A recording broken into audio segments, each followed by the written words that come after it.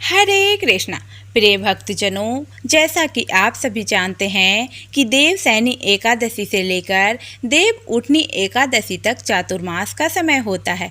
भगवान श्री हरि अपने क्षीर सागर में शयन करने चले जाते हैं और यह समय आध्यात्मिक पूजा, तप, तपस्या, कथा कहानियों को सुनने का होता है, नियम धर्म अपनाने का होता है।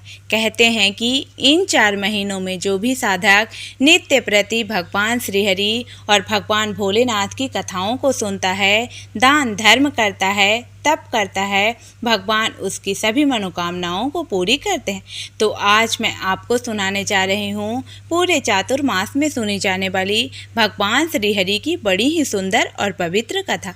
आप इस कथा को नित्य प्रति नियम से जरूर सुनिएगा। तो आइए भगवान श्री हरि विष्णु और भोलेनाथ का ध्यान करते हुए कथा को सुनते हैं।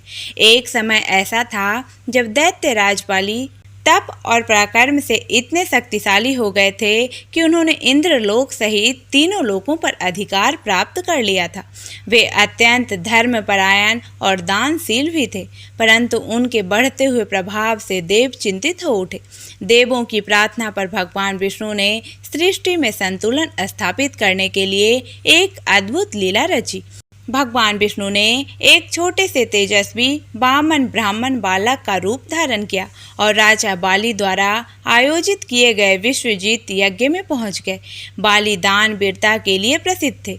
उन्होंने बामन से कुछ भी मांगने को कहा। बामन ने अत्यंत नम्रता पूर्वक केवल 3 पग भूमि की याचना की। बाली के गुरु शुक्राचार्य जी, जो त्रिकालदर्शी थे, उन्होंने तुरंत पहचान लिया यह कोई साधारण बालक नहीं, स्वयं भगवान विष्णु हैं। उन्होंने बाली को इस दान से रोकने का प्रयास किया, परंतु बाली वचन से हटना नहीं चाहते थे। उन्होंने गुरु की चेतावनी को दरकिनार करते हुए बामन को 3 पग भूमि दान में देने का संकल्प ले लिया। जैसे ही बाली ने संकल्प किया, भगवान वामन ने अपना विराट रूप धारण कर लिया। उनका शरीर इतना विशाल हो गया कि उन्होंने पूरे ब्रह्मांड को अपने में समा लिया। पहले पग में भगवान ने अपने विशाल देह से संपूर्ण पृथ्वी, आकाश और सभी दिशाओं को माप लिया। कोई भी कल्पना नहीं कर सकता था कि एक छोटा सा ब्राह्मण बालक इतना विशाल रूप धारण कर सकता है। दूसरे पग में उन्होंने संपूर्ण लोकों और सभी लोकों को नाप लिया। अब तीनों लोकों में से कोई भी स्थान शेष नहीं बचा जहां भगवान अपना तीसरा पग रखें। अब तीसरे पग के लिए कोई स्थान नहीं बचा। तब भगवान वामन ने राजा बाली से पूछा, बाली, मैंने अपने 2 पगों से सभी पृथ्वी को नाप लिया, सारी सृष्टि को नाप लिया। अब तीसरे पग के लिए मुझे कहाँ स्थान दोगे? राजा बाली, जो अपने वचन के पक्के थे, भगवान की लीला को समझ चुके थे, उन्होंने बिना संकोच किए हाथ जोड़कर कहा, प्रभु, अब तो मेरे पास कुछ शेष नहीं है। यदि आप मेरे दान से प्रसन्न हैं तो कृपया करके अपना तीसरा पग मेरे मस्तक पर रखिए। राजा बाली के अद्भुत भक्ति, त्याग, दानवीरता से भगवान अत्यंत प्रसन्न हुए। उन्होंने राजा बाली के मस्तक पर अपना तीसरा पग रखा और उन्हें पाताल लोक का अधिपति बना दिया। भगवान ने बाली से वर मांगने को कहा। बाली ने अपने मन की सबसे बड़ी इच्छा व्यक्त करते हुए कहा, हे भगवान, मैं चाहता हूँ कि आप मेरे महल में नित्य निवास करें। मैं आपको क्षण भर के लिए भी अपने से दूर नहीं देखना चाहता। भगवान श्री विष्णु बाली के इस असीम प्रेम और भक्ति से बंध गए और उन्होंने उनका यह वरदान स्वीकार कर लिया। वे बाली के महल में द्वारपाल बनकर निवास करने लगे।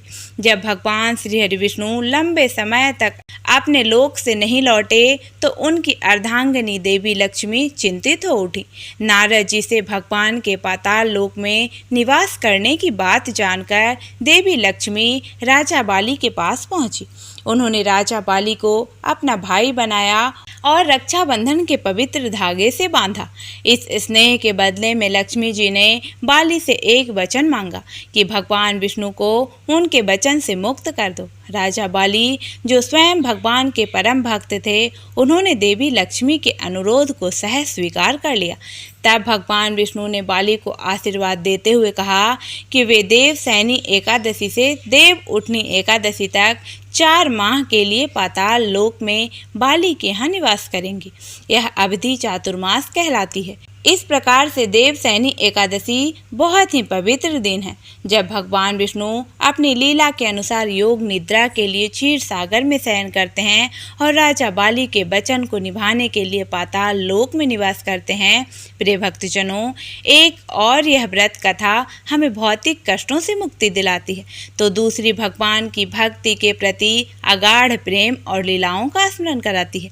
चातुर्मास की यह अवधि आत्म सुधार, तपस्या और भक्ति के गहन अनुभव का स्वर्णमय अवसर है, जब प्राकृतिक और आध्यात्मिक ऊर्जाएं हमें परमात्मा से जुड़ने के लिए विशेष रूप से प्रेरित करती है। तो प्रेम से बोलिए लक्ष्मीपति नारायण भगवान ने की जय।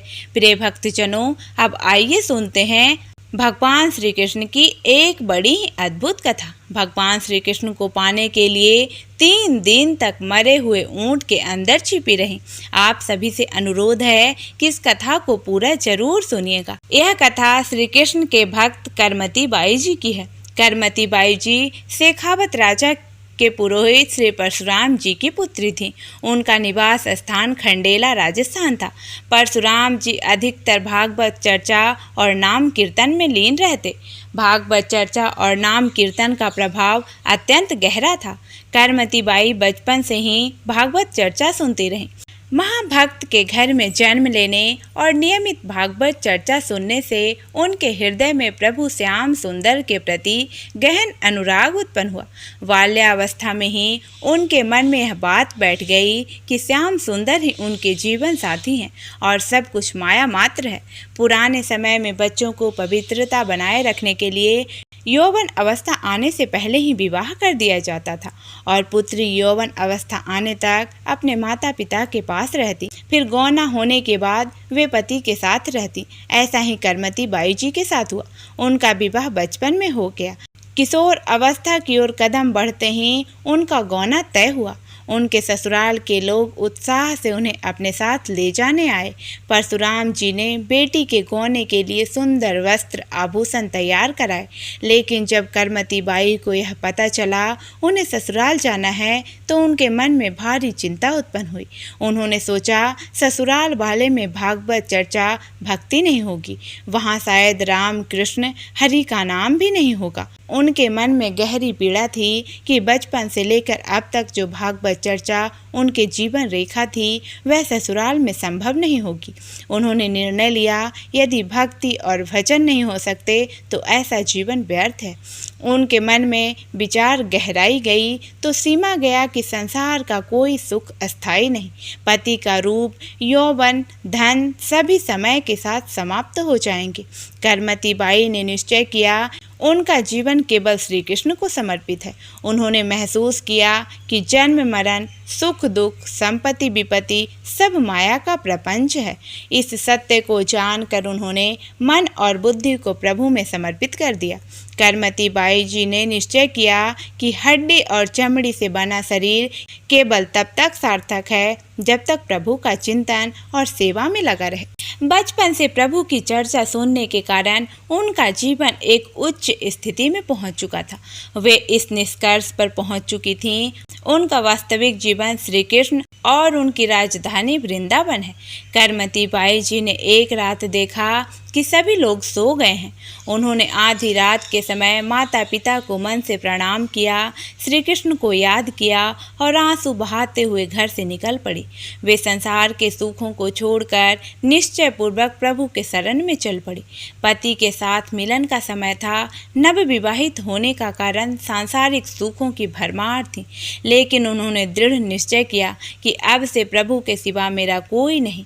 वह प्रभु के स्मरण और प्रेम में डूबकर वृंदावन की ओर चल पड़ी। उन्हें वृंदावन का पता नहीं था, फिर भी नंदन के प्रति विश्वास ने उन्हें कदम आगे बढ़ा दिए। जब कोई भागवत शरण लेकर संसार की सभी बंधनों को तिलांजलि देता है तो भगवान उसे गोद में ले लेते हैं। जैसे उन्होंने यह कदम उठाया तो श्याम सुंदर उनकी मानस पलट पर छा गए। ऐसा नहीं हो सकता कोई उनके कदम बढ़ाए और प्रभु उनका साथ ना दे।